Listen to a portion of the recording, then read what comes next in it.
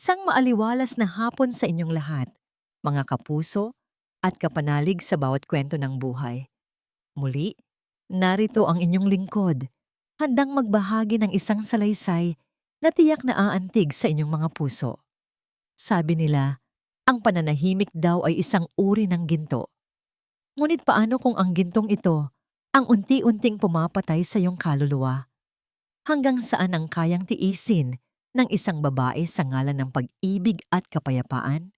Ating pakinggan ang kwento ni Hiraya, isang pusong susubukin ng tadhana na pumili sa pagitan ng pagpaparaya at pagtindig para sa sariling karangalan. Ang tunog ng kutsarang bumagsak sa baldosa ay kasing talas ng kidlat sa tahimik na umaga. Hindi man lang napapitlag si Hiraya.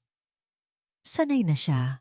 Sa loob ng 5 taon niyang pagsasama nila ni Lino, naging bahagi na ng kanyang sistema ang pag-antabay sa mga biglaang ingay, sa mga buntong hininga, sa mga salitang hindi man sinasabi ay tumataraki naman sa kanyang dibdib.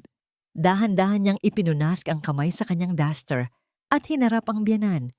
Nakatayo si Aling Concha sa tabi ng mesa, nakapameywang, at ang mga mata ay nakatutok sa kutsarang nasa sa sahig na parabang iyon ang pinakamalaking kasalanang nagawa sa mundo.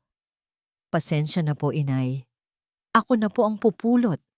Mahinahong sabi ni Hiraya. Ang kanyang boses ay kalmado. Isang kasanayang natutunan niya sa loob ng mahabang panahon. Hayaan mo na riyan. Matabang na sagot ni Aling Concha, bago ibinaling ang tingin sa niluluto niyang sinigang na baboy. Humigop ito ng sabaw mula sa sandok at tumikim. Nakita ni Hiraya ang bahagyang pagkunot ng noo nito. Iyon na ang senyales. Medyo matabang yata ang timpla mo, Hiraya. Kulang sa asim. Alam mo naman si Lino, gusto niya yung nangingibabaw ang lasa ng sampalok. Hindi iyon isang suhestiyon. Iyon ay isang hatol. Tumango lamang si Hiraya. Opo, inay. Dadagdagan ko po. Walang silbi ang makipagtalo. Walang silbi ang sabihing kagabi pa ay ipinagbili ni Lino na huwag masyadong asiman dahil nananakit ang kanyang sikmura. Sa pamamahay na ito, iisa lang ang tama at iyon ay si Aling Concha. Habang nagdaragdag siya ng pampaasim, naramdaman ni Hiraya ang mga matang nakamasid sa kanyang likuran. Sinusuri ang bawat galaw niya. Gusto niyang mapabuntong hininga, ngunit pinigilan niya. Ang kapayapaan sa bahay Pag-asa, ang bahay na pangarap niya, ay nakasalalay sa kanyang pananahimik. Maya-maya pa ay may kumatok sa kanilang pinto. Isang katok na mahina, halos nag-aalangan. Nagtama ang tingin nila ni Aling Concha. Sino naman ang bibisita ng ganito kaaga? Si Hiraya na ang nagpunta sa pinto. Sa pagpihit niya ng seradura, isang nangiting matagal na niyang hindi nasisilayan ang bumungad sa kanya.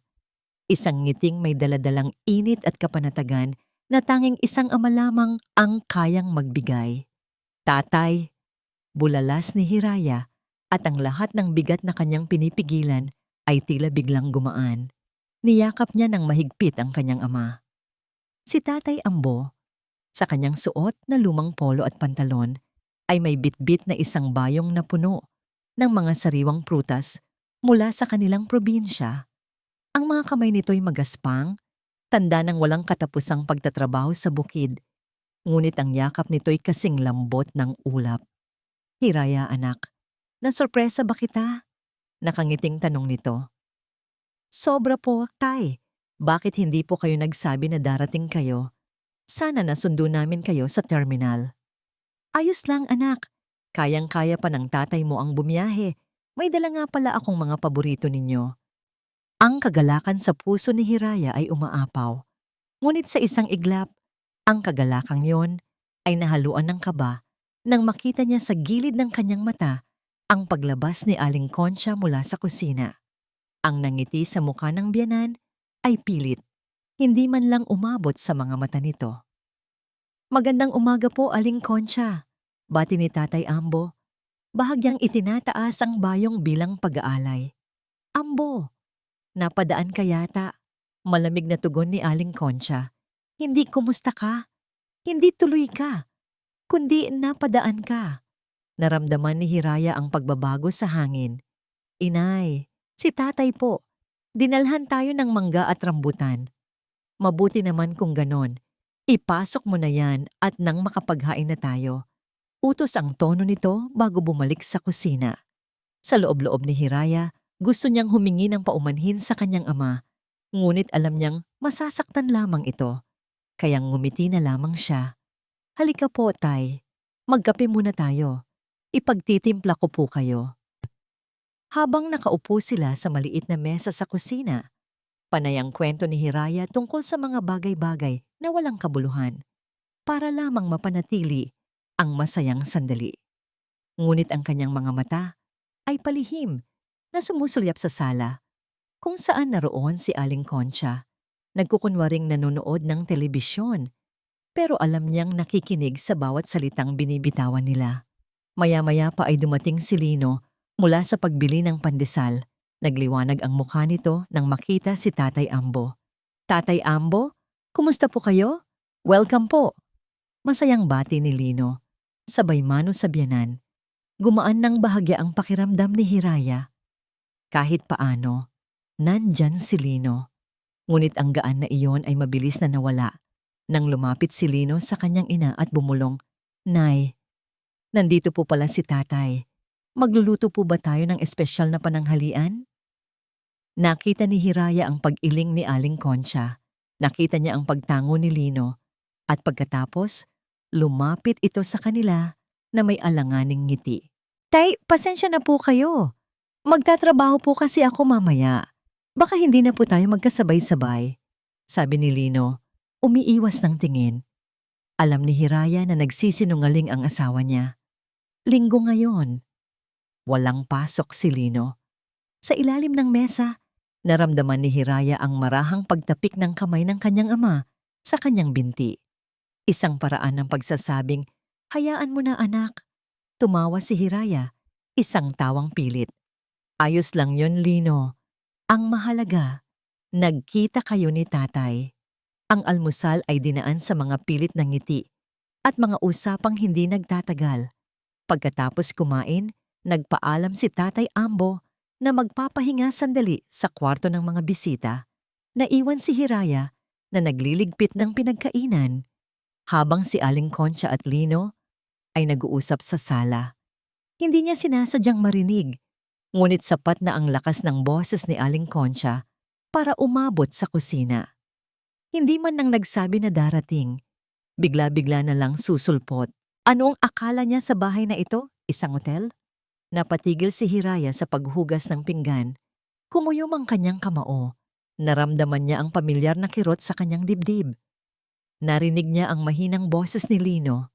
Nay, hayaan niyo na po. Minsan lang naman dumalaw si tatay. At pagkatapos, narinig ni Hiraya ang sagot ng kanyang biyenan. Isang sagot na malamig, puno ng pagbabanta, na tila isang laso na gumapang sa sahig at umabot sa kanyang mga paa. Nagyeyelo sa buo niyang katawan. Tingnan natin kung hanggang kailan magtatagal ang saya-sayahan na yan. Ang mga salita ni Aling Concha ay parang multo na nanatili sa hangin. Kahit pa matagal na itong bumalik sa panonood ng telebisyon. Tingnan natin kung hanggang kailan magtatagal ang saya-sayahan na yan. Paulit-ulit iyong umalingaw-ngaw sa isip ni Hiraya habang tinutulungan niya ang kanyang ama na ayusin ang mga gamit nito sa maliit na silid panauhin. Ang bawat tupi ng damit, ang bawat pag-aayos ng gamit ay ginawa ni Hiraya ng may kasamang pighati. Gusto niyang bigyan ang kanyang ama ng pinakamaginhawang pagtanggap, ngunit pakiramdam niya ay ipinahamak niya ito sa isang lugar kung saan ang bawat galaw ay binabantayan. Kinabukasan, sinubukan ni Hiraya na iwaksi ang masamang pangitain. Maaga siyang gumising at naghanda ng masarap na almusal, sinangag, itlog na maalat at pritong tuyo, mga paborito ng kanyang ama. Sa kanilang pagsasalo, tanging silang dalawa lamang ay tila bumalik ang dating gaan. Nagkwentuhan sila tungkol sa kanilang mga kapitbahay sa probinsya, sa mga tanim nitong gulay at sa mga masasayang alaala ng kanyang yumaong ina. Sa mga sandaling iyon, ang Bahay Pag-asa ay naging isang tunay na tahanan. Pagkatapos ng almusal, napansin ni Tatay Ambo ang umuugang paa ng isa sa mga silyang kinauupuan nila. Anak, nasaan ang mga gamit sa pagkukumpuni ni Lino? Aayusin ko lang itong silya. Baka may madisgrasya pa. Alok nito. Nako, tay wag na po, ako na lang po ang magsasabi kay Lino. Pigil ni Hiraya. Ayaw niyang makita ng biyena na nagtatrabaho ang kanyang ama na parang isang utusan. Ngunit mapilit si Tatay Ambo. Ano ka ba, anak? Sandali lang ito. Mas maigi nang may napaglilibangan ng tatay mo.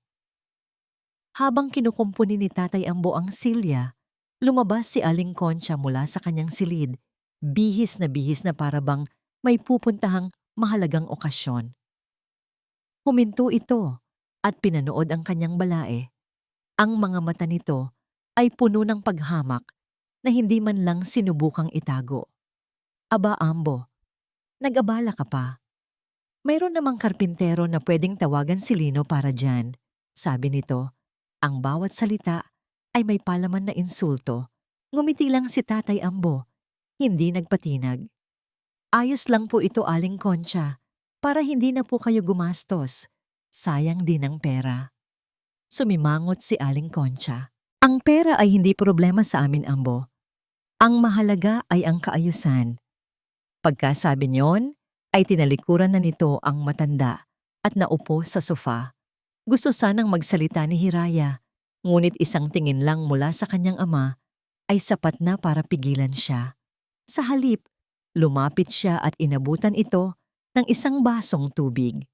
Salamat anak, sabi ni Tatay Ambo. At sa mga mata nito, nakita ni Hiraya ang pag-unawa at isang pakiusap na magtimpi. Nang mag-isa na lang sila sa hardin, habang nagdidilig ng mga halaman, hindi na napigilan ni Hiraya ang sarili. Pasensya na po kayo kay Inay Tay. Hinawakan ni Tatay Ambo ang kanyang balikat. Anak, hindi mo kailangang humingi ng tawad para sa ugali ng ibang tao. Ang mahalaga ay ikaw.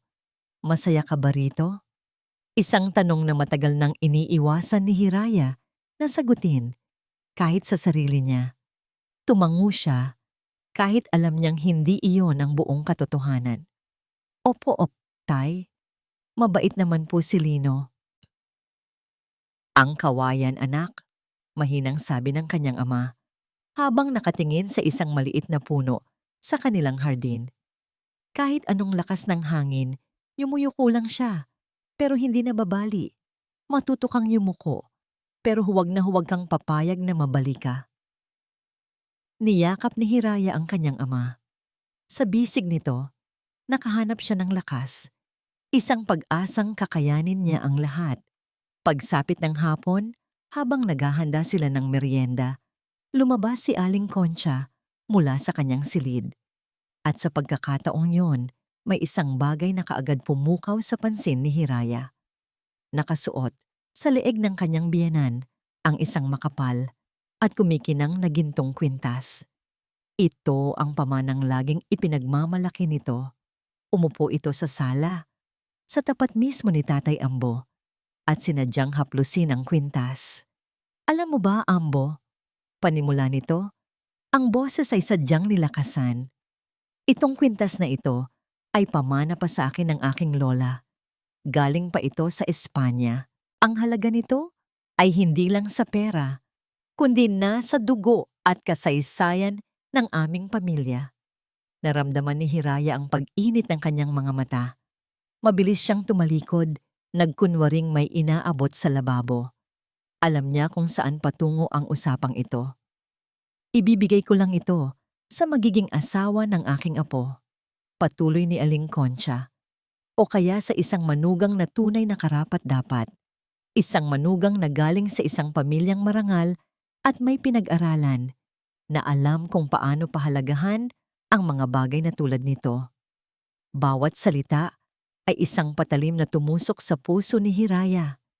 Isang sampal hindi lang sa kanya, kundi pati na rin sa amang tahimik na nakaupo at nakayuko Pinipilit paglaruan ang sariling mga daliri.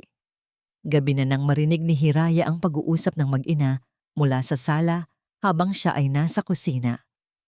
Lino, ang ama ng asawa mo, mukhang kailangan na yatang umuwi, sabi ni Aling Concha. Nay naman, kararating lang ni tatay. Mahinang sagot ni Lino.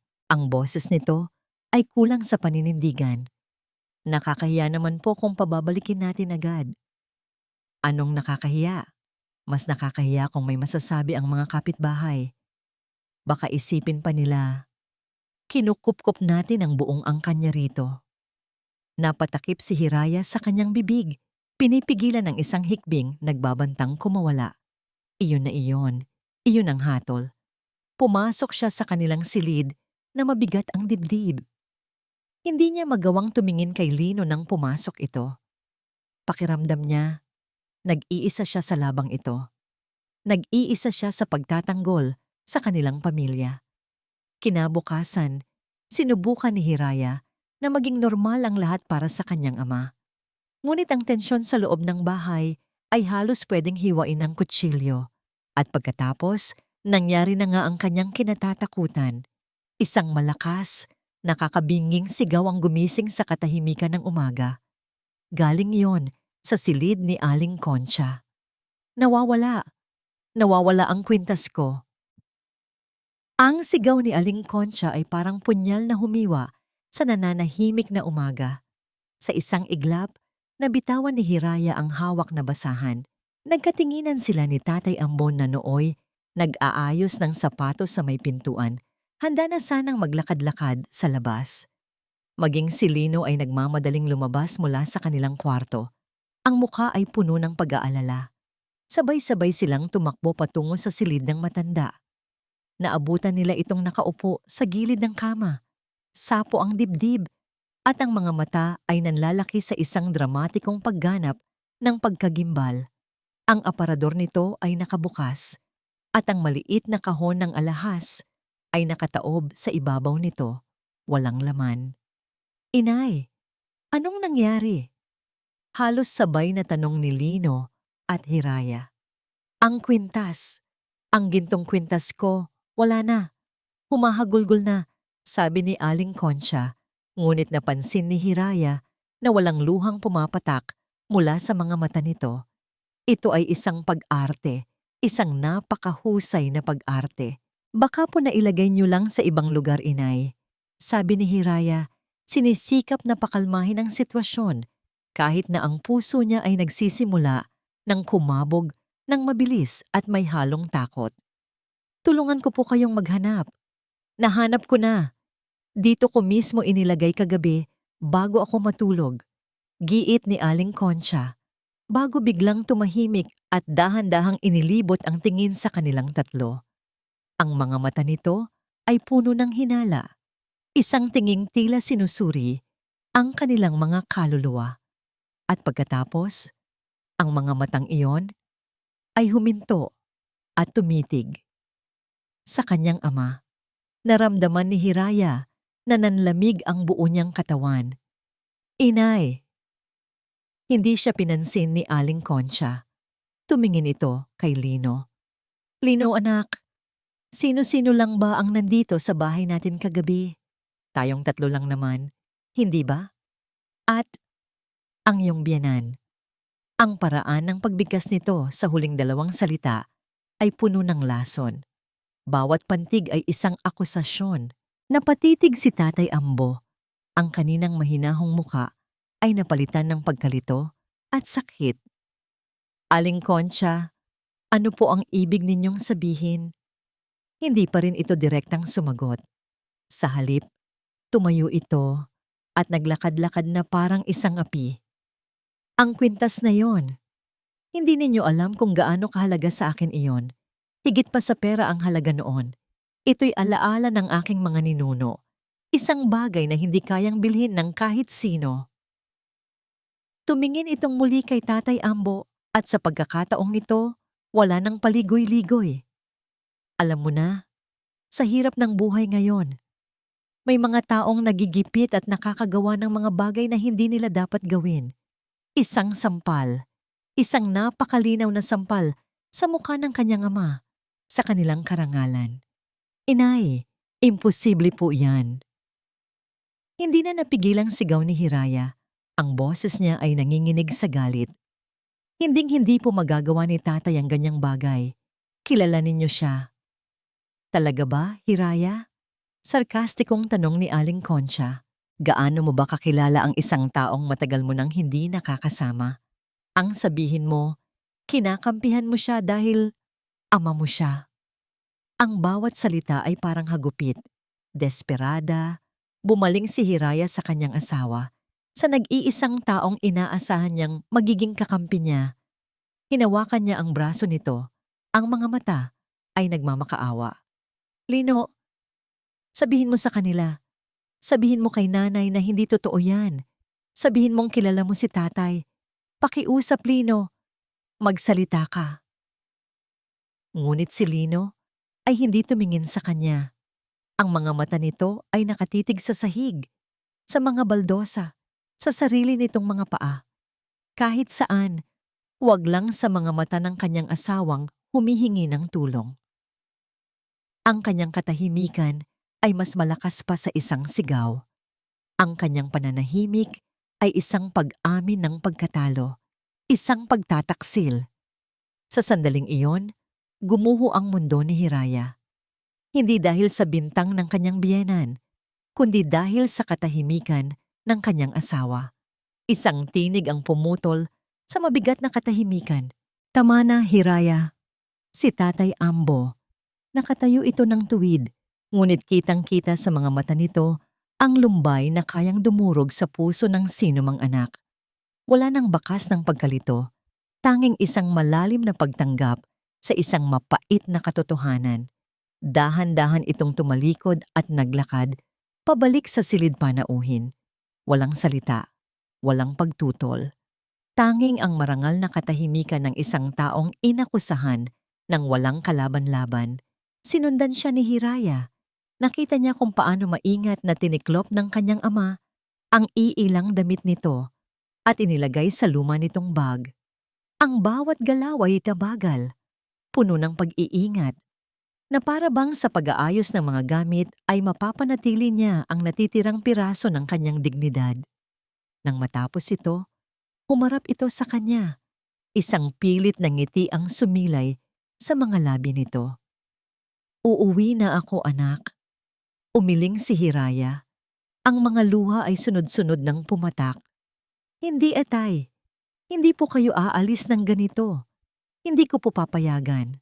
Hinaplos ni Tatay Ambo ang kanyang pisngi.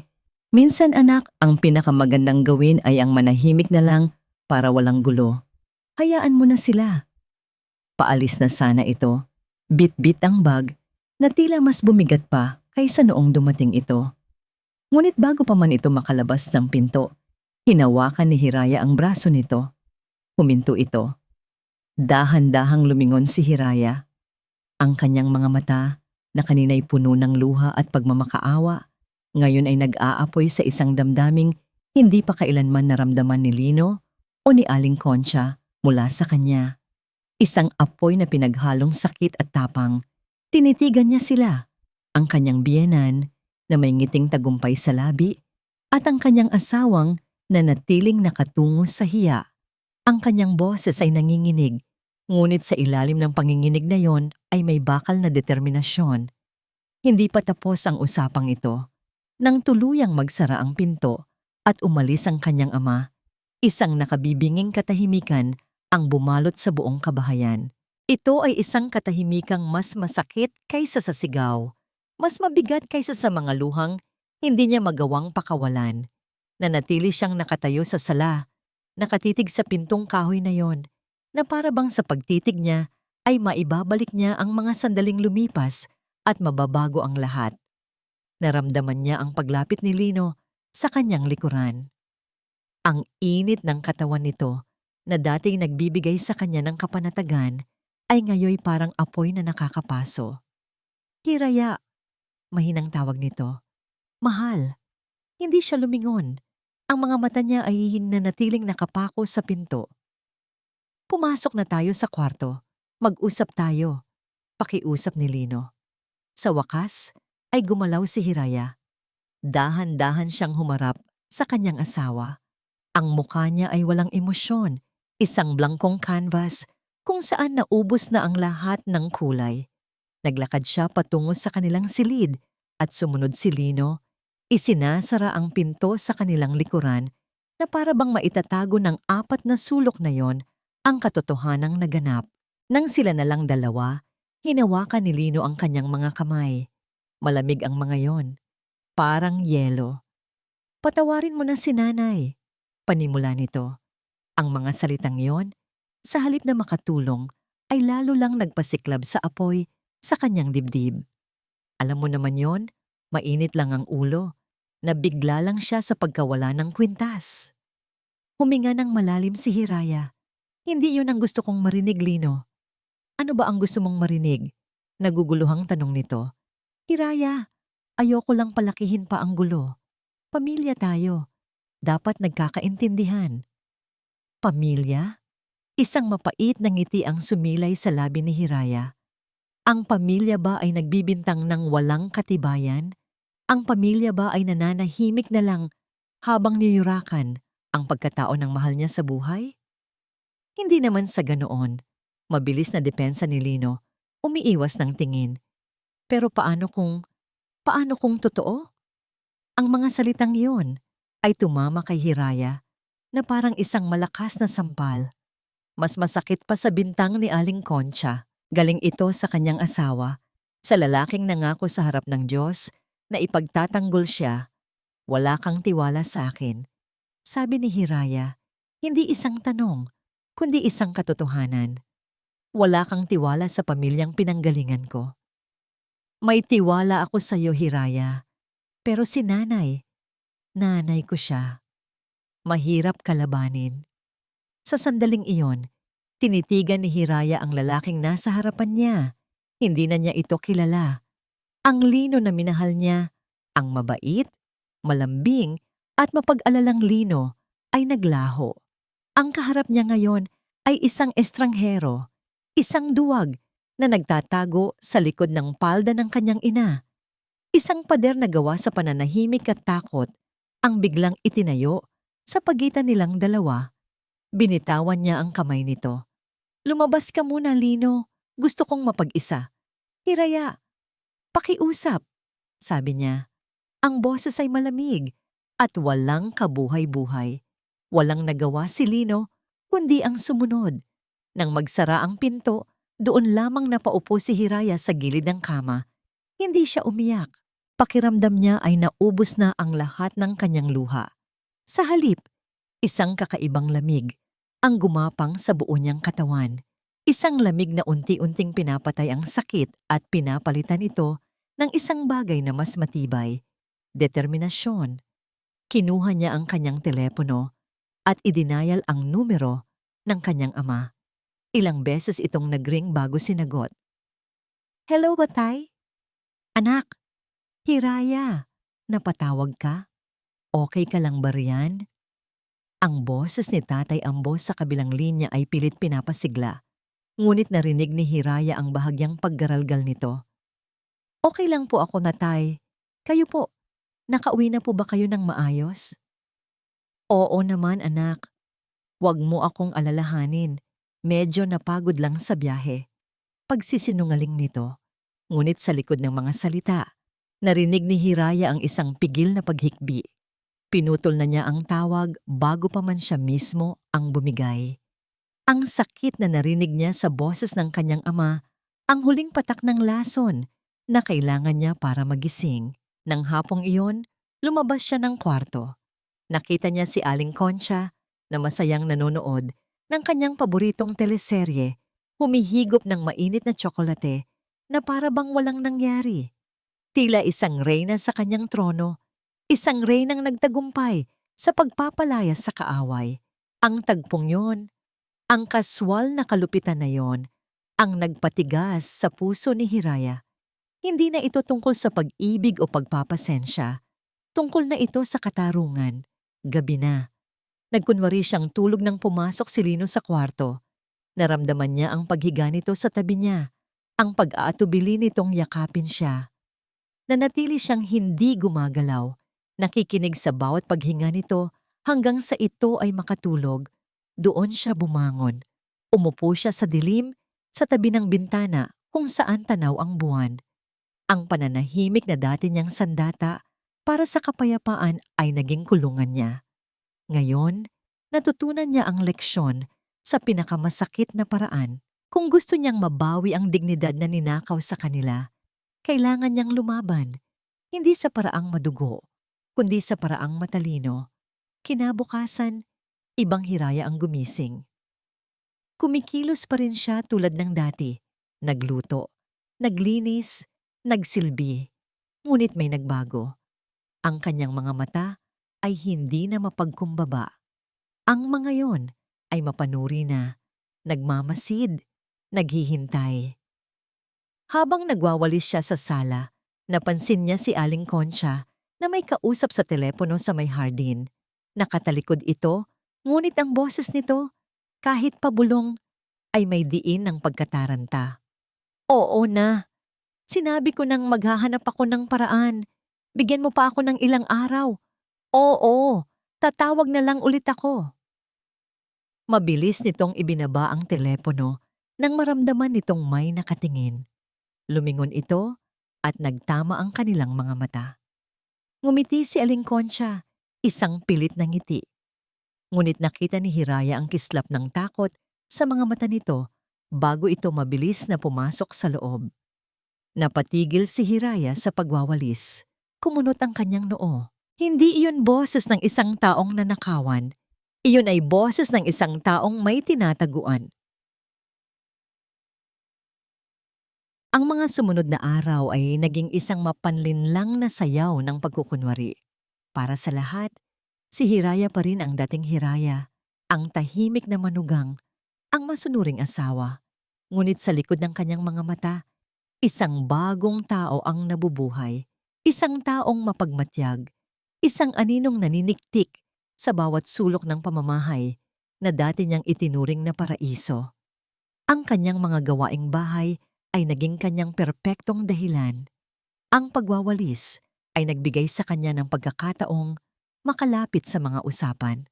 Ang paglalaba ay nagdala sa kanya sa mga bintanang tanaw, ang hardin. Ang pagluluto ay nagpanatili sa kanya sa sentro ng bahay, kung saan naririnig niya ang bawat pagbukas at pagsara ng pinto. Isang umaga, habang nag-aalis siya ng agiw sa may bintana ng sala, muli niyang nakita si Aling Concha na may kausap sa telepono sa labas. Sa pagkakataong ito, sinadya niyang manatili, ang kanyang mga galaw ay mabagal at tahimik. Hindi nga pwede ngayon. Sinabi nang wala pa. Bakit ba ang kulit-kulit mo? Narinig niyang bulong ng biyanan. Ang boses ay puno ng iritasyon at takot. Bigyan mo pa ako ng palugit. Oo, hanggang sa Biyernes. Gagawan ko ng paraan. Basta huwag na huwag kang pupunta rito. Mabilis nitong ibinaba ang tawag at lumingon-lingon na parang may hinahanap. Saglit na nagtama ang kanilang mga mata sa salamin ng bintana.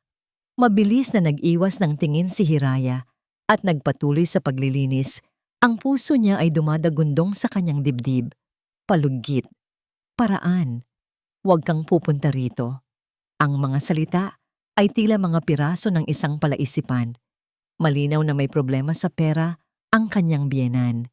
Isang problemang malaki para maging dahilan nito na magnakaw mula sa sarili. Ang pagbabago sa kanya ay hindi lingid sa kaalaman ni Lino. Isang gabi, habang nag-aayos siya ng kanilang aparador, lumapit ito at niyakap siya mula sa likuran. Hiraya, mahal ko, bulong nito sa kanyang tainga. Hindi na ako sanay na ganito tayo.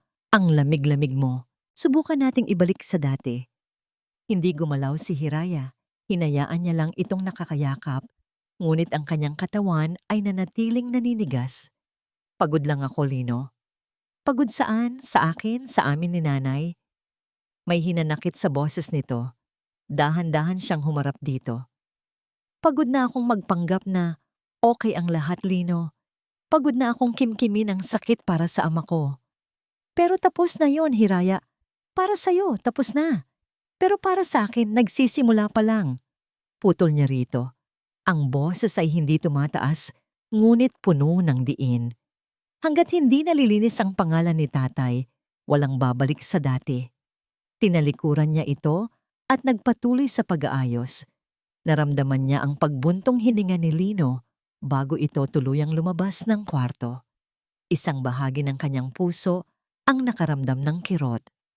Namimiss na niya ang kanyang asawa, ngunit mas nangingibabaw ang sigaw ng katarungan. Ang pagkakataong hinihintay niya ay dumating noong Miyerkules. Nagpaalam si Aling Concha na pupunta sa palengke at pagkatapos ay didiretso sa bahay ng isang kumare para sa isang kaarawan. Baka gabihin na ako ng uwi, sabi nito habang inaayos ang sarili sa harap ng salamin. Ikaw na ang bahala sa hapunan. Sige po, inay. Mag-ingat po kayo. Sagot ni Hiraya.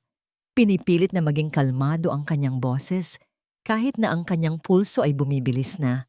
Nang marinig niya ang pag-andar ng tricycle palayo sa kanilang bahay, nanatili siyang nakatayo sa gitna ng sala sa loob ng 1 minuto, nakikiramdam. Nang masiguro niyang wala ng tao, doon siya kumilos. Ang bawat hakbang niya patungo sa silid ni Aling Concha ay parang isang mabagal na paglalakbay sa panganib. Ang pihit niya sa seradura ay lumikha ng isang tunog na para sa kanya ay nakabibingi. Pagpasok niya, sinalubong siya ng amoy ng lumang pabango at naphthalene balls. Ang silid ay malinis at maayos. Isang perpektong pagkukunwari ng isang perpektong buhay. Saan siya magsisimula? Ang kanyang mga mata ay mabilis na ginalugad ang paligid. Ang ilalim ng kama, masyadong halata. Sa mga drawer, posible. Ngunit ang kanyang kutob ay nagturo sa kanya sa malaking aparador na gawa sa Nara. Nanginginig ang mga kamay na binuksan niya ito. Ang mga damit ay maayos na nakahanay. Sa isang gilid ay may mga kahon ng sapatos. Sa itaas ay mga nakatuping kumot. Sinimulan niyang kapain ang bulsa ng bawat damit, ngunit wala siyang nakita. Inalis niya ang mga kahon ng sapatos. Wala rin. Nagsimula na siyang kabahan. Baka mali siya ng hinala. Baka nag-aaksaya lang siya ng oras. Muli niyang ibabalik ang mga kahon nang may isang bagay na pumukaw sa kanyang pansin. Sa ilalim ng pinakahuling hilera ng mga damit, sa pinakasulok ng aparador, may isang bahagyang nakaangat ang sapin. Dahan-dahan niya itong itinaas. At doon, nakita niya ito. Isang luma at maliit na pitaka na gawa sa katad, nakatago sa ilalim, nababalutan ng alikabok at mga lihim. Kinuha niya ito. Ang kanyang puso ay halos lumabas na sa kanyang dibdib. Ito na. Ang sagot sa lahat ng kanyang mga tanong ay maaaring nasa loob ng munting bagay na ito. Umupo siya sa sahig, isinandal ang likod sa aparador. Huminga siya ng malalim para pakalmahin ang sarili. Dahan-dahan, nanginginig ang mga daliring sinubukan niyang buksan ang sira ng butones nito. Nang sa wakas ay bumukas ito, akmang dudukutin na niya ang laman sa loob nang biglang isang pamilyar na tunog ang pumunit sa katahimikan. Ang kalawangin at maingay na tunog ng kanilang gate sa labas na binubuksan. Nanigas si Hiraya sa kanyang kinauupuan. Ang pitaka ay halos mabitawan niya. Imposible. Paanong si Aling Concha? Umuwi ito ng maaga. Ang tunog ng pagbukas ng gate ay parang putok ng baril sa tainga ni Hiraya. Sa isang iglap, ang kanyang dugo ay tila naging yelo. Ang kanyang paghinga ay biglang naging mababaw at mabilis. Nahuli siya. Iyon ang tanging salitang paulit-ulit na tumatakbo sa kanyang isipan. Sa isang kilos na dala ng purong sindak, hindi na niya inisip kung ano ang laman ng pitaka. Mabilis niyang dinukot ang anumang papel na nasa loob nito, isiniksik sa bulsa ng kanyang duster, at ibinalik ang walang lamang pitaka sa pinagtaguan nito. Mabilis.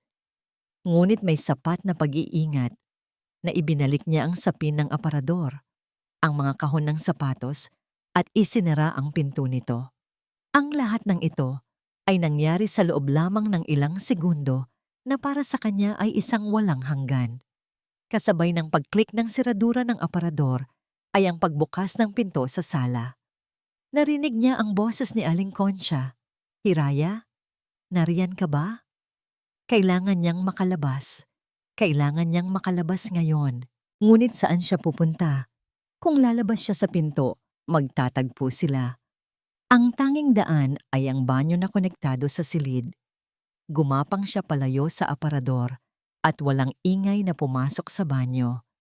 Isinara niya ang pinto ng dahan-dahan, pinipigilan ang sariling hininga. Nagdarasal na sana'y hindi nito mapansin ang bahagyang paggalaw. Narinig niya ang mga yabag ni Aling Concha na pumapasok sa silid. Narinig niya ang pagbukas ng drawer, ang pag-aayos nito ng ilang gamit. Tila walang napansin. "Hiraya!" Mas malakas na tawag nito ngayon. May bahid na ng inis. Ito na ang kanyang pagkakataon. Huminga siya ng malalim, binuksan ang gripo sa lababo, at pagkatapos ay lumabas ng banyo na para bang doon talaga siya galing. "Inay, nandito po ako," sabi niya. Sinisikap na gawing normal ang kanyang boses. "Hindi ko po kayo narinig agad. Pasensya na po." Tiningnan siya ni Aling Concha mula ulo hanggang paa. May pagdududa sa mga mata nito. "Bakit ang putla mo? May sakit ka ba?" "Wala po, inay. Medyo nahilo lang po siguro. Uminom na po ako ng tubig." Tinitigan pa siya nito ng ilang segundo bago tuluyang tumango. "O siya, sige. Maghanda ka na ng makakain. Bigla akong ginutom sa biyahe. Akala ko ba'y gagabihin ako. Pero kinansela pala ng kumari ko ang selebrasyon. Binalikan ko na lang yung mga pinamili ko sa palengke." "Opo, inay. Ipaghahanda ko na po kayo," sagot ni Hiraya. Bago mabilis na lumabas ng silid, pakiramdam niya ay 1,000 karayom ang nakatusok sa kanyang likuran. Hindi na siya nag-aksaya ng panahon. Habang nagkukunwaring abala sa kusina, nagmamadali siyang tumakbo papasok sa sarili nilang kwarto. Isinara niya ang pinto at isinandal ang sarili dito. Hinahabol ang kanyang hininga. Pagkatapos ng ilang sandali, nanginginig ang mga kamay na kinuha niya mula sa kanyang bulsa ang itiniklop na papel. Isa itong manipis at lumang papel, isang resibo mula sa isang sanglaan. Ang pangalan ng sanglaan ay pamilyar sa kanya. Aguilar's Pawn Shop, ang pinakamalaking sanglaan sa kanilang bayan. Ngunit hindi iyon ang nagpatigil sa pagtibok ng kanyang puso. Ito ay ang mga detalyeng nakasulat dito. Pangalan ng nagsangla, Consolation de Leon Petsa, October 12, 2025, October 12. 2 araw bago pa man dumating si Tatay Ambo sa kanilang bahay. At pagkatapos, binasa niya ang deskripsyon ng bagay na isinangla at ang lahat ng hangin sa kanyang baga ay tila biglang naubos. Item. Description. Isang 1. Gintong kwintas na may disenyong sampagwita. Hindi maaari. Binasa niya itong muli at muli at muli. Ang bawat letra ay tila isang apoy na sumusunog sa kanyang mga mata, nagiiwan ng marka hindi lang sa papel, kundi sa kanyang kaluluwa. Ang lahat ay isang kasinungalingan, ang pagkawala, ang pag-iyak, ang pagbibintang. Ang lahat ng yon ay isang napakahusay na pagganap sa isang teatrong si Aling Concha, mismo ang nagsulat, nagdirek at gumanap. Isinangla niya ang kwintas. Kailangan niya ng pera at ginamit niyang dahilan ang pagkawala nito para palabasin na ang kanyang ama, isang inosenteng tao, ang magnanakaw. Ginamit niya ang dangal ng kanyang ama para pagtakpan ang sarili nitong kasalanan. Isang matinding galit ang biglang pumalit sa takot at kaba na kanina'y nararamdaman na niya. Isang galit na hindi pa niya naramdaman sa buong buhay niya. Isang dalisay, nag-aapoy at nangingibabaw na galit. Hindi siya umiyak. Sa halip isang ngingiti ang dahan-dahang gumuhit sa kanyang mga labi. Isang ngiting malamig Isang ngiting mapanganib. Isang ngiti ng isang taong wala nang ikakatakot na mawala pa. Hinawakan niya ng mahigpit ang resibo. Ito ang katotohanan. Ito ang kanyang armas. At gagamitin niya ito. Dahan-dahan siyang tumayo. Inayos niya ang kanyang sarili sa harap ng salamin. Ang babaeng nakatingin pabalik sa kanya ay hindi na ang babaeng yumuyuko at nagtitimpi. Ang mga mata nito ay nagliliyab. Lumabas siya ng kwarto. Ang bawat hakbang ay matatag at may bigat. Naabutan niya si Aling Concha na nakaupo sa sala, kumakain ng prutas na dala ng kanyang ama. Huminto si Hiraya sa harap nito. Hindi niya ito binati. Hindi siya ngumiti. "Inay," sabi niya. Ang boses ay kalmado ngunit may pambihirang talas.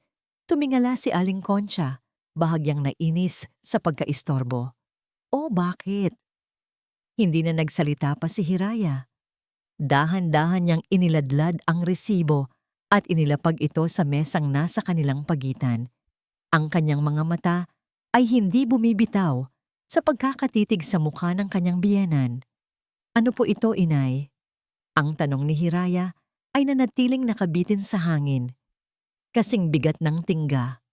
Ang resibo sa ibabaw ng mesa ay tila isang maliit na puting bandila ng pagsuko o sa kaso ni Hiraya, isang deklarasyon ng digmaan.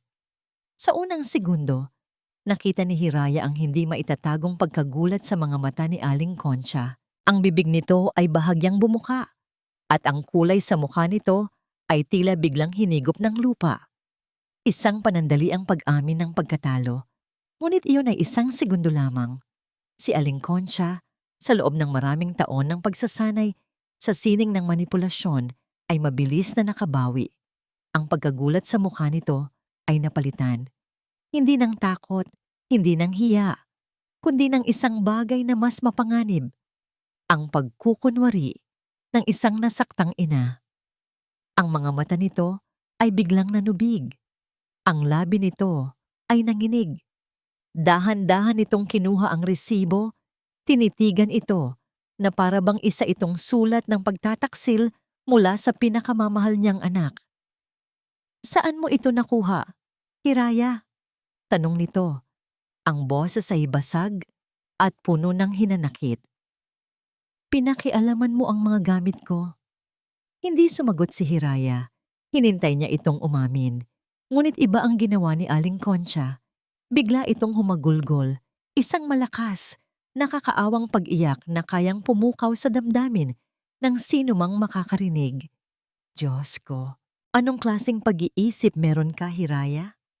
sabi nito sa pagitan ng mga hikbi. "Oo, ako nga ang nagsangla ng kwintas na yan. Pero alam mo ba kung bakit ko ginawa?" Tumingin ito sa kanya. Ang mga mata ay puno ng luha at akusasyon. "Ginawa ko yan para sa pamilyang ito. Ginawa ko yan para sa inyo ni Lino. May mga biglaang gastusin tayo, Hiraya. May mga bayarin na hindi mo alam dahil ayokong ipag-alala ka pa. Isinakripisyo ko ang pinakamahalaga kong pag-aari para lang maitawid tayo, pero ito ang igaganti mo sa akin? Ang pagdudahan ng pagkatao ko? Ang halongkatin ang mga personal kong gamit na parang isang magnanakaw? Ang bawat salita ay isang matalinong patibong. Binaliktad nito ang mundo. Siya, si Hiraya, na biktima ng kasinungalingan ay biglang naging kontrabida. Ang nanghimasok, ang walang utang na loob, ang masamang manugang. "Hindi po yan ang punto, inay," mariing sabi ni Hiraya. Pilit na pinapanatili ang kanyang katatagan. "Ang punto po ay pinagbintangan ninyo si tatay sa isang bagay na alam ninyong hindi niya ginawa." "Dahil nataranta ako," sigaw ni Aling Concha, lalo pang lumakas ang pag-iyak. "Nataranta ako, Hiraya. Hindi ko na alam ang gagawin ko. Oo, nagkamali ako sa pagbibintang. Pero ikaw, ang ginawa mo, sinadya mong hanapan ako ng butas para lang maipakita sa anak ko na ako ang masama." Sakto sa pagtatapos ng kanyang pangungusap, bumukas ang pinto. Pumasok si Lino. Pagod mula sa kung saan man ito galing. Natigilan ito sa tagpong kanyang naabutan. Ang kanyang inang humahagulgol na parang isang batang inapi at ang kanyang asawang nakatayo na may matigas na ekspresyon, hawak ang isang pirasong papel. Anong nangyayari dito? Tanong ni Lino. Ang boses ay puno ng pag-alala habang nilalapitan ng ina. Lino, anak ko. Sumbong ni Aling Concha. Yumakap ito sa braso ng anak na para bang iyon ang tanging kanlungan nito sa mundo. Tingnan mo. Tingnan mo ang asawa mo. Pinagnanakawan niya ako ng karapatan sa sarili kong pamamahay. Pinakialaman niya ang mga gamit ko. At ngayon, pinagbibintangan niya akong sinungaling. Kinuha ni Lino ang resibo mula sa kamay ng ina. Tiningnan niya ito. Pagkatapos ay tumingin siya kay Hiraya. Ang kanyang mga mata na kanina'y nag-aalala ay dahan-dahang napuno ng pagkadismaya. Hiraya, ano to? Tanungin mo siya, Lino. Kalmadong sagot ni Hiraya. Tanungin mo kung bakit niya pinalayas ang ama ko dahil sa isang kasalanang siya mismo ang gumawa. Nagpapaliwanag na ako. Sabat ni Aling Concha. Sinabi ko na sa kanya na ginawa ko yon para sa atin. Ngunit ayaw niyang maniwala. Gusto niyang sirain ang pamilya natin, Lino. Gusto niya tayong pag-awayin. Tumingin si Lino mula sa kanyang ina patungo sa kanyang asawa. Ang kanyang mukha ay nagpapakita ng matinding pagkalito at paghihirap. Sa isang banda, naroon ang katotohanan sa resibo. Sa kabilang banda, naroon ang mga luha at mga salita ng kanyang ina, ang inang nag-alaga sa kanya mula pagkabata. Hiraya, sabi ni Lino, ang boses ay mababa at seryoso. Bakit mo kailangang gawin to? Bakit mo pinakialaman ang gamit ni nanay? Hindi makapaniwala si Hiraya sa kanyang narinig. Iyon ang unang tanong niya? Hindi. Nay, totoo po ba ito? Hindi. Nay, bakit niyo po ginawa yon kay tatay? Kundi bakit siya nang himasok? Dahil iyan lang ang paraan para malaman ko ang totoo, Lino. Ang totoong pilit niyong itinatago. Ang pagiging totoo ba ay nangangahulugan ng kawalang galang? Ganti ni Lino. Ang boses ay tumataas na. Ina ko pa rin siya, Hiraya. At ama ko naman ang pinaratangan niya. Sigaw ni Hiraya pabalik. Ang lahat ng kanyang pinipigil na emosyon ay biglang bumuhos. Tama na. Sigaw ni Lino. Pumagit na sa kanilang dalawa. Pagod, gulong-gulo at sunod-sunuran sa drama ng ina, pumili na siya ng kanyang kakampihan. Tumingin siya kay Hiraya. Ang mga mata ay puno ng pagod at isang bagay na hindi pa kailanman nakita ni Hiraya dati. Isang malalim na pagkadismaya na para bang siya ang nagkasala. Hiraya, mag-usap tayo sa kwarto at humingi ka ng tawad kay nanay. Ang pagsasara ng pinto ng kanilang kwarto ay lumikha ng isang tunog na para kay Lino ay kasing lakas ng pagsabog. Naiwan sa labas ang mga hikbi ng kanyang ina. Ngunit dito sa loob, ang katahimikan ang siyang nakabibingi. Nakatayo si Hiraya malapit sa bintana. Nakatalikod sa kanya. Ang mga balikat nito ay tuwid at matigas. Walang bakas ng luha. Lumapit si Lino. Ang kanyang mga hakbang ay mabigat sa sahig na kahoy. Gusto niyang hawakan ng asawa, yakapin ito, at ibulong na ayusin na lang nila ang lahat. Ngunit may isang pader sa pagitan nila, isang pader na hindi niya alam kung paano wawasakin. Hiraya, panimula niya, sinisikap na maging kalmado. Hindi ko maintindihan, bakit kailangang umabot sa ganito? Dahan-dahang humarap si Hiraya. Ang mga mata nito ay tuyo. Ngunit sa ilalim ng kawalan ng luha ay isang malalim na karagatan ng sakit at pagkabigo. Iyon din ang tanong ko sa iyo, Lino. Sagot nito, ang boses ay walang emosyon. Bakit kailangang umabot sa ganito?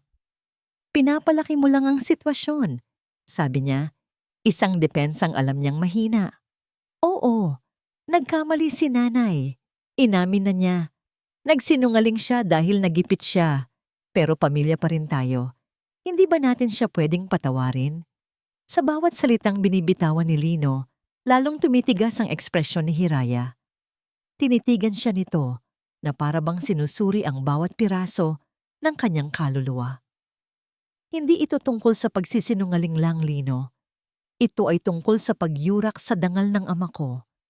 Tungkol sa paggamit sa kanya bilang panakip butas sa kasalanan ng ina mo.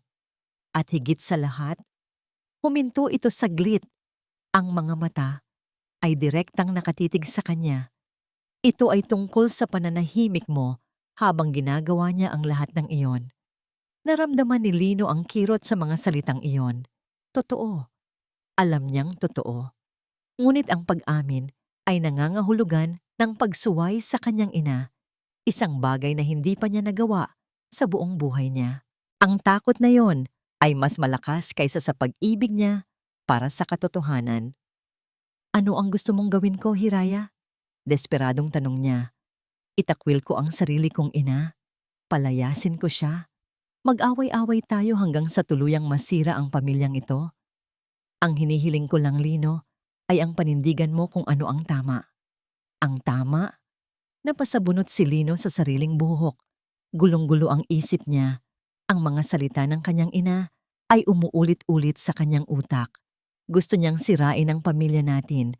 Gusto niya tayong pag-awayin. Ang tama ay ang ayusin ang gulong ito, Hiraya. Ang tama ay ang magpakumbaba para sa kapayapaan nating lahat. Kahit na ang kapalit ng kapayapaan na yon ay ang dignidad namin ng pamilya ko. Natahimik si Lino. Wala siyang maisagot.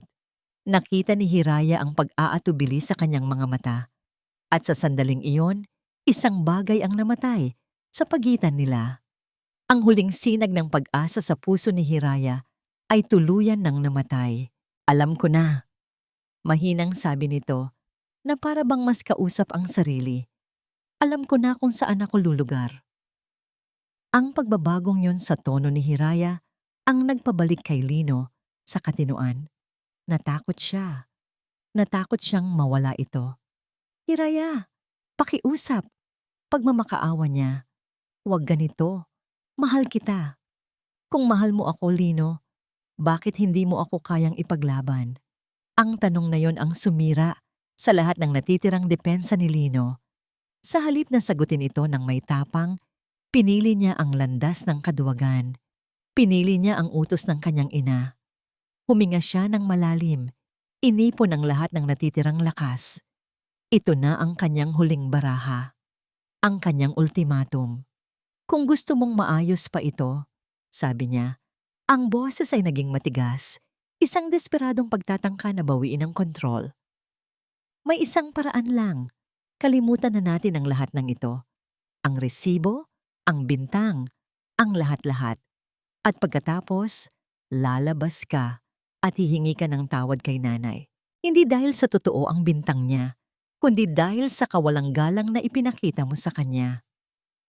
Hinintay niya ang reaksyon nito. Inaasahan niyang iiyak ito, magagalit, o makikiusap. Ngunit wala sa mga yon ang ginawa ni Hiraya.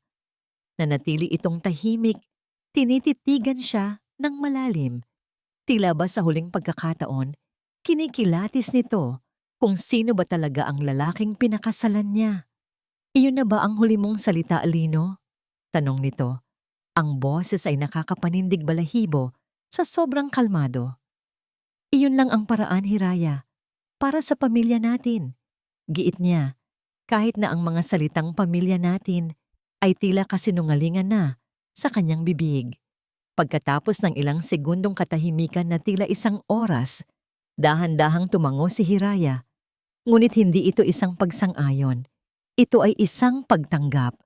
Isang pagtanggap sa katapusan.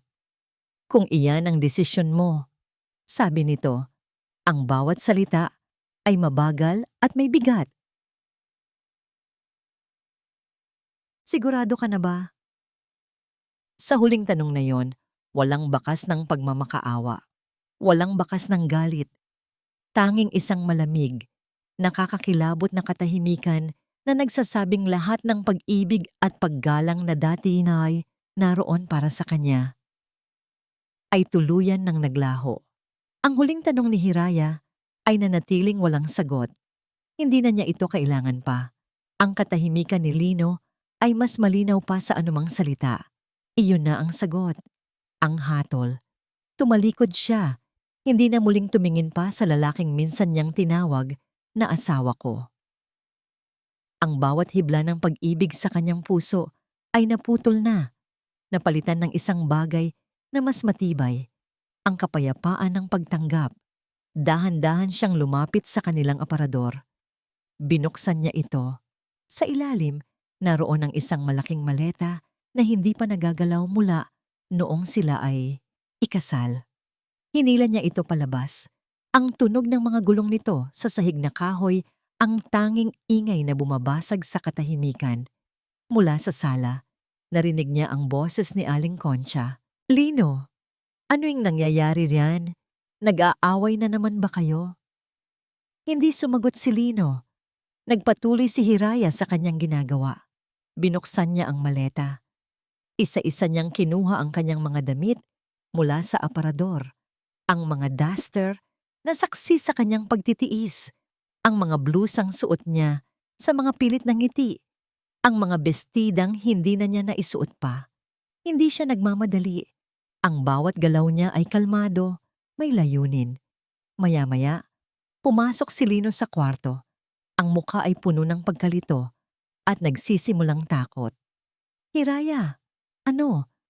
Anong ginagawa mo?" "Hindi ba't malinaw naman?" Sagot niya, hindi man lang tumitingin dito habang itinutupi ang isang damit. "Aalis ako." "Aalis? Saan ka pupunta?"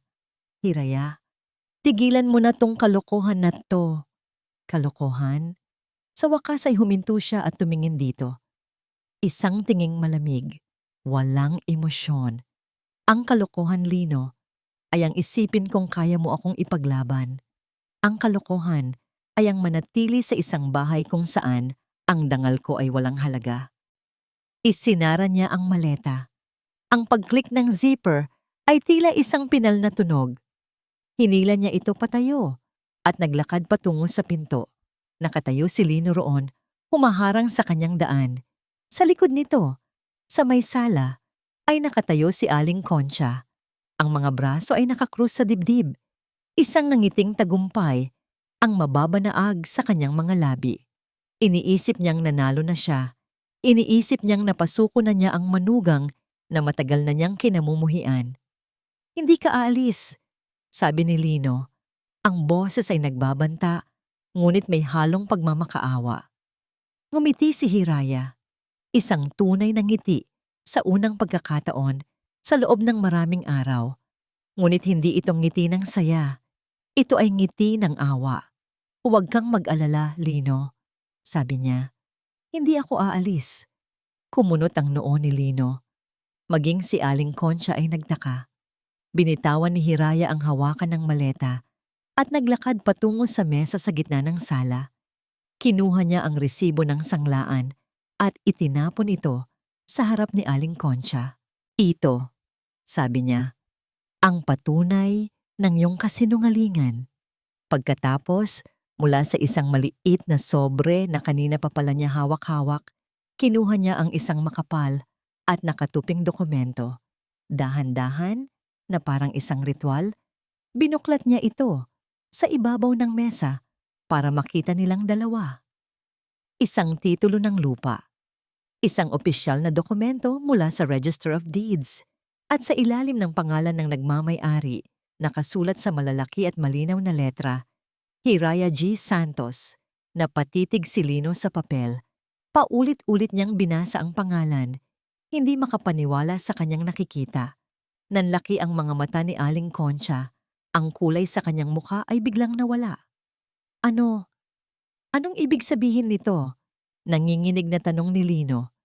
"Ang ibig sabihin niyan, Lino," paliwanag ni Hiraya, ang boses niya ay buo at puno ng kapangyarihan na ngayon lang niya natuklasan sa sarili. "Ay ang bahay na ito, ang lupang kinatatayuan ninyo, ang bawat pako at baldosa sa sahig na inaapakan ninyo ay pag-aari ko." Natulala ang mag-ina. "Bago namatay ang mga magulang ko, patuloy ni Hiraya. Lihim nilang inilipat ang titulo ng bahay na ito sa pangalan ko bilang kanilang kaisa-isang anak. Ito ang kanilang wedding gift sa akin. Hindi ko ito sinabi sa inyo dahil umaasa ako. Umaasa akong balang araw, ituturing ninyo akong tunay na pamilya. Hindi dahil sa kung anong meron ako, kundi dahil sa kung sino ako. Ngunit nagkamali ako. Tumingin siya kay Aling Concha na ngayon ay hindi na makapagsalita. Ang kaninang pagmamataas ay napalitan ng purong takot. Pinagbintangan ninyo ang ama ko na magnanakaw sa sarili kong pamamahay. Pinahiya ninyo siya sa lupang pag-aari ng kanyang anak. Pagkatapos, ibinaling niya ang tingin kay Lino, ang lalaking kanyang minahal at pinagkatiwalaan. Ang sakit ay naroon pa rin, ngunit natabunan na ito ng katatagan. At ikaw, Lino, hinayaan mo silang gawin yon. Pinili mo ang iyong ina kaysa sa iyong asawa. Pinili mo ang kasinungalingan kaysa sa katotohanan. Huminga siya ng malalim. Inipon ang lahat ng lakas na natitira sa kanya para sa huling mga salita. Ang mga salitang magpapalaya sa kanya. Tumingin siya sa kanilang dalawa. Ang mag-inang ngayon ay parang mga basang sisiw na walang masilungan. Ang reyna ay nawalan ng korona. Ang tagapagtanggol ay nawalan ng paninindigan. Itinuro ni Hiraya ang pinto. Ngayon, sabi niya, ang boses ay hindi pa sigaw, ngunit umalingaw-ngaw ito sa buong kabahayan na may bigat at kapangyarihan ng isang hatol. Lumayas kayo sa pamamahay ko niyo. Lumipas ang ilang araw. Ang bahay na dati puno ng tensyon at mga pighating hindi masambit ay nabalot na ng isang bagong uri ng katahimikan. Isang katahimikang hindi nakabibingi kundi mapayapa. Isang katahimikang nagpapagaling. Matapos ang gabing iyon, walang nagawa si Lino at Aling Concha kundi ang lisanin ang bahay. Walang isinagawang eksena. Walang pagmamakaawa. Ang bigat ng katotohanan ay tila pumipi sa lahat ng kanilang pagmamataas. Sa kanilang pag-alis, dala nila ang kani-kanilang mga bag. Ngunit iniwan nila ang isang bigat na matagal nang pasan ni Hiraya. Ang unang ginawa ni Hiraya, kinabukasan ay ang paglilinis. Hindi lang paglilinis ng alikabok at mga kalat. Ito ay isang paglilinis ng mga alaala. Isa-isa niyang ibinaba ang kanilang mga wedding pictures mula sa dingding. Tinitigan niya ang bawat isa. Ang kanilang mga nakangiting mukha sa araw ng kasal, puno ng mga pangarap at pangako. Nakaramdam siya ng bahagyang kirot, isang paalala ng pag-ibig na minsay naging totoo. Ngunit hindi ito paninibuugho o galit. Ito ay isang tahimik na pamamaalam. Maingat niyang inilagay ang mga litrato sa loob ng isang kahon. Hindi niya ito sinira. Ito ay bahagi pa rin ng kanyang buhay, isang kabanatang natapos na. Sunod niyang pinuntahan ang kanilang dating kwarto. Pinalitan niya ang bedsheet. Inalis ang mga damit ni Lino sa aparador at inilagay sa isang malaking garbage bag para ipamigay. Habang nag-aayos, ang telepono niya ay walang tigil sa pag-vibrate. Mga tawag at text mula kay Lino. Hindi niya ito sinagot. Sa halip, sa isang kalmadong pagpindot, binlock niya ang numero nito. Hindi dahil sa galit, kundi dahil kailangan niya ng kapayapaan para magsimula muli. Nang matapos siyang maglinis, umupo siya sa sofa sa gitna ng sala. Sa unang pagkakataon, sa loob ng 5 taon, naramdaman niyang kanya talaga ang espasyong yon. Ang bawat sulok, ang bawat muebles ay tila humihinga kasama niya.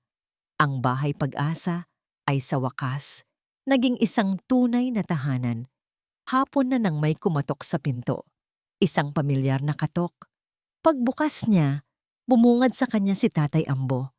Dala nito ang parehong bayong na bitbit nito noong una itong dumating. Ngunit sa pagkakataong ito, ang nangiti sa mga labi nito ay totoo at walang bahid ng pag-aalala. Walang nagsalita. Niyakap lang ni Hiraya ang kanyang ama ng napakahigpit. Sa yakap na yon, lahat ng natitirang sakit, lahat ng natitirang pighati ay unti-unting natunaw. Naramdaman niya ang marahang paghaplos ng kanyang ama sa kanyang likod. "Welcome home, Gatay," bulong ni Hiraya. "Nandito na ako, anak," sagot nito. Ang boses ay puno ng pagmamalaki at pagmamahal. Hindi sila nag-usap tungkol sa nangyari. Hindi na kailangan. Sa halip, nagtimpla si Hiraya ng kape at naupo sila sa maliit na beranda na tanawang hardin.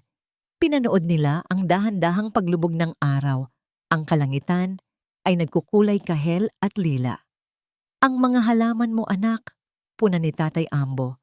"Kailangan na nilang diligan." "Opo, Itay. Medyo napabayaan ko po nitong mga nakaraang araw," sagot ni Hiraya. "Hindi pa huli ang lahat," sabi ng matanda. "Bukas, sabay nating ayusin ang hardin.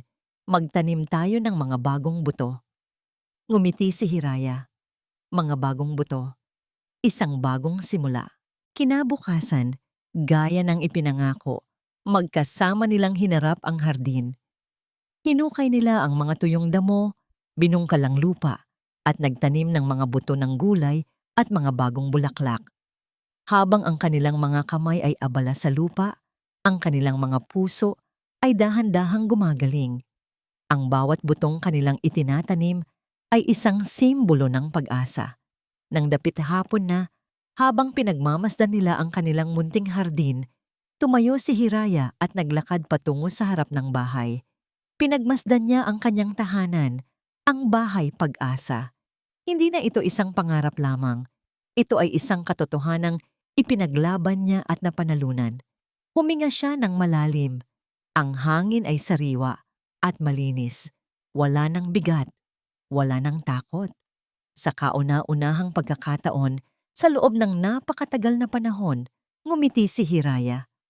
Isang ngiting malaya, isang ngiting buo, isang ngiti ng isang babaeng natutong tumayo, lumaban, at sa wakas ay tunay na nakauwi na sa kanyang sarili. At dito po nagtatapos ang kwento ni Hiraya. Isang salaysay na nagpapatunay na ang tunay na lakas ay hindi nasusukat sa haba ng ating pagtitiis, kundi sa tapang nating tumayo at bawiin ang dangal na para sa atin. Ang pagpapatawad ay mahalaga, ngunit ang pagpapahalaga sa sarili, ang unang hakbang tungo sa tunay na kalayaan. Maraming salamat po sa inyong walang sawang pagsubaybay.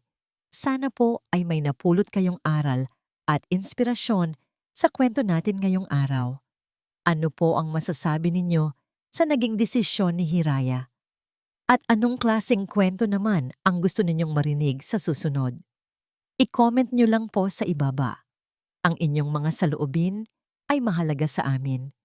Hindi dito nagtatapos ang ating paglalakbay. Marami pa pong kwentong kasing ganda at mas puno ng aral dito sa aming channel. Kung nagustuhan nyo ang kwentong ito, i-like, i-share sa pamilya at mga kaibigan. At mag-subscribe na rin para lagi kayong updated sa mga susunod pa naming kwento. I-click nyo ang notification bell para kayo ang unang makarinig kapag may bago kaming upload. Pagpalain po kayo ng Panginoon, kayo at ang inyong buong pamilya. Hanggang sa muli,